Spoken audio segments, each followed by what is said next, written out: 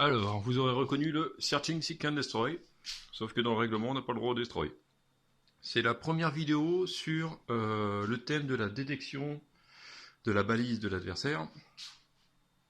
Alors, la balise en question, on va essayer de la regarder. Hop. Et en plus, ça marche. Nickel. Ici, la représentation de la Lune à l'échelle 1 qui permet de voir que si l'on obtient une bonne précision à 2,10 m, on est les rois du monde. La balise se trouve à 2,35 m de la caméra ici présente. On reconnaîtra un Raspberry élégamment refroidi par un ventilateur 12 volts alimenté en 5, mais au moins ça épargne un peu mes oreilles. Alors, premier test. On lance une centaine d'acquisitions sur lesquelles sont réalisés l'affichage du diamètre vu.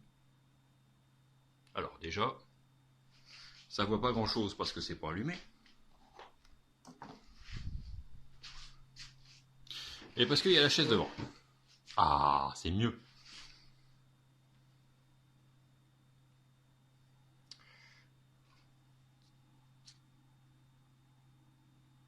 Ce que l'on peut voir, c'est que la stabilité de la mesure est impressionnante. Étonnamment, OpenCV donne le résultat au centième de pixel. Oui. Un moyen-âge à 3 et à 7 glissant ne donne pas une amélioration fondamentale du résultat. On obtient en gros ici, à 2,35 m, une valeur de 37,45 à 37,50 directement sortie d'OpenCV. Alors là où l'artiste travaille son filet, c'est que nous sommes donc à 2,35 m. Ici, nous allons rajouter 3 cm. Qui dit mieux? On dit pas 1, on dit pas 2, on dit 3 cm. 3 cm? Là. On triche toujours pas, on a bien rajouté 3 cm.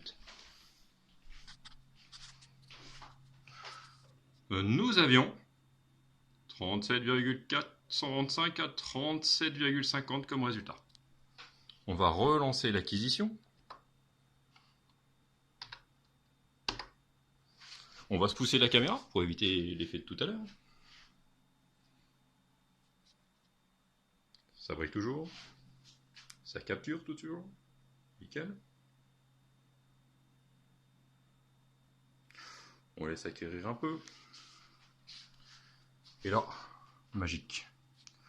On peut voir que l'ensemble des résultats sont compris entre un petit 36,6 et un 36,9. Par conséquent, à 2,35 m, on est capable de discerner un décalage de 3 cm. Et ce, sans même avoir à moyenner. Alors, la suite des opérations, c'est quoi? Après avoir sorti mes anciens livres de cours, j'ai eu mal à la tête. Et en fait, j'ai retombé sur les classiques, Thalès et la loi des lentilles de Descartes. On arrive à une formule très très simple. La formule va être testée et comparée à la pratique. Et j'espère pouvoir faire une vraie mesure en centimètres d'ici peu et passer du monde des pixels au monde des centimètres. Et bien, sur ce, à la prochaine.